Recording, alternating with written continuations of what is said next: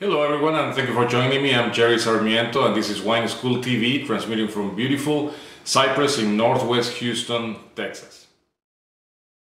And in an ongoing quest for knowledge, we're going to touch on one specific grape today, Cabernet Sauvignon. Cabernet Sauvignon, everybody knows about it. You know, you go to a restaurant, say, give me a glass of Cab. What Cabernet can you recommend with my dinner? How much is this bottle of Cab? So it's very well-known grape. Why is it well-known? Well, a couple of reasons. Probably marketing is one of them. Ease of pronunciation is another one. Even though it's a French word, it's very easy to pronounce. Everybody remembers Cabernet Sauvignon. Cabernet actually is a cross between Cabernet Franc and Sauvignon Blanc, and it happened in the 17th century in south of France. So this is relatively new, speaking in terms of the lifelong history of vines that go to the Phoenicians and Romans and Greeks, etc. But anyway, why Cabernet Sauvignon is so popular? Well, it is a grape that is very easy to grow. It's very thick-skinned. It's very resistant to damages from nature. It grows in different altitudes, it grows in different weather conditions, it grows in different soils. It requires, doesn't require actually, it can withstand different types of irrigation systems. So that's why it's grown almost everywhere. You have it in Argentina, you have it in Napa Valley, in California, you have it in Italy, you have it in France, of course, in New Zealand, in Australia. I mean, everybody, Peru, in my home country of Peru, we grow Cabernet Sauvignon too. So even though they grow under very different conditions and they're produced by different producers and with different techniques and different approaches and different philosophies, and they are aged differently. Some are in American oak, some in French oak, some for longer periods of time, some for less periods of time. At the end of the day, there's a typicity about the grape that makes it Cabernet Sauvignon, and it's common across all of these varieties. I happen to have a Cabernet Sauvignon here from Napa Valley, California, Heights Cellar, which is a really nice cab. And you know, of course, that's from California. In California, for example, there are laws in the United States. Our wine laws say that to call it Cabernet Sauvignon, it has to have 75% Cab, the other 25% can be something else. So this is probably, it doesn't say anywhere in the label, but it's probably not 100% Cabernet Sauvignon. Some countries stamp it on the label, it says 100% Cabernet Sauvignon, then you know what it is. In France, it's a blend, it's a whole different approach. One of these days I'm gonna do a video on French wines. In the Bordeaux region, the left bank of Bordeaux is predominantly Cabernet Sauvignon. They have an appellation laws over there that you have to be French, speak French, or know a lot of terms in French, or be a tremendous aficionado of wines to learn that, because it's complex. And you know, you see something that is called Chateau Philippe Rothschild. You probably heard that one because that costs $1,500, $2,000, $10,000, $15,000 a bottle, depending on the year and depending on the conditions of the wine. But that's a very famous wine. But there are so many others. You hear about Chateau Bonnet. What is Chateau Bonnet? 15 bucks. Could be good. If it's 2009, probably is good. But that's the difference. You see, you have to know the appellations, you have to understand French wines, you have to know that Left Bank Bordeaux is predominantly Cabernet Sauvignon, and they're probably going to make good wine, not on the right bank, etc. And we'll talk about later. But here we're more user-friendly.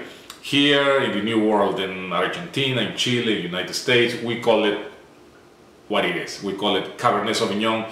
You know, even though it's 75% Cab, you know it is Cab. In France, in Italy is another thing. It's complexity added on the label, because they have a whole different system on how to call their wines.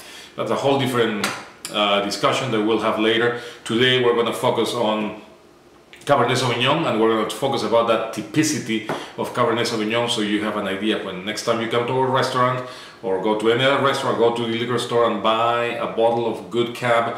When you open that bottle, let it rest a little bit, let it open up and smell it, you will try to find that typicity that is the underlying structure of Cabernet Sauvignon wine, and you will have a great time. You enjoy it better. But with that, let's get into this. I'll show you some more specifics about the Cabernet Sauvignon. Body and color.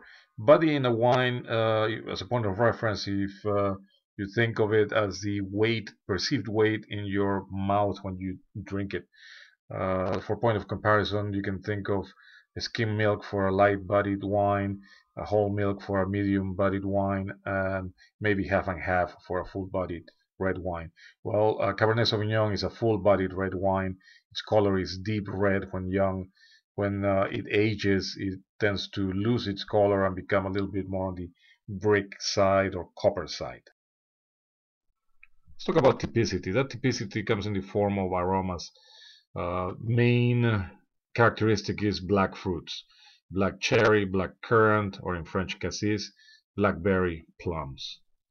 An interesting part of the typicity and the aromas of Cabernet Sauvignon is the fact that in cool climates, whenever the grape takes longer to ripen, it will acquire characteristics of vegetables like green bell peppers or asparagus.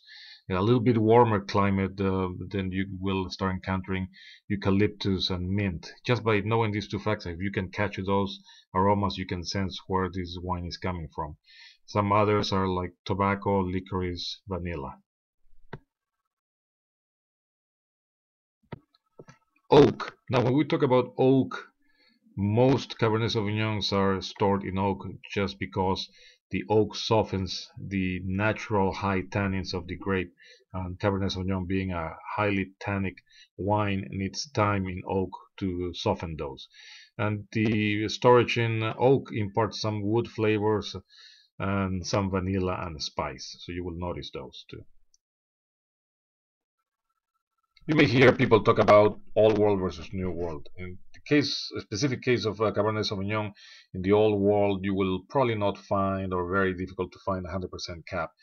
Cab is primarily used as part of a blend, but if you do find it, or you find it as a part of a blend, you will notice its contribution to the wine with the hints of fruits, black fruits, licorice, the earthiness like graphite, tobacco, violets, the strong tannins and the acidity. When you move to the New World, it's a whole different game. You will notice much more the fruit, the vanilla, the tannins are less accentuated, and the acidity is lower also. However, you will find more alcohol. We like in California, anywhere between 15 and 17% of alcohol, so they are higher content alcohol than the Old World. And now, finally, to the most important topic of food pairing. Cabernet, being a big and bold wine, can overwhelm light dishes. So never pair it with a light dish. Never pair it with a spicy food. Look for foods high in fat and or heavy buttercream sauces. Look for a nice ribeye steak. Look for a nice filet mignon à poivre. Look for a nice braised short ribs and things of that sort. You have to keep in mind also that younger wines are bolder, and older wines are more subdued. So if you have at hand an older wine that has been aged for several years, then you may go with something lighter. You may go with a veal chop that pairs very well with an older Cabernet Sauvignon. Well, with that, it's time for me to say goodbye, and I have a little glass of Cabernet Sauvignon here. As always, enjoy life, enjoy the company of good friends and family, enjoy good food and good wines. Life is too short. Cheers.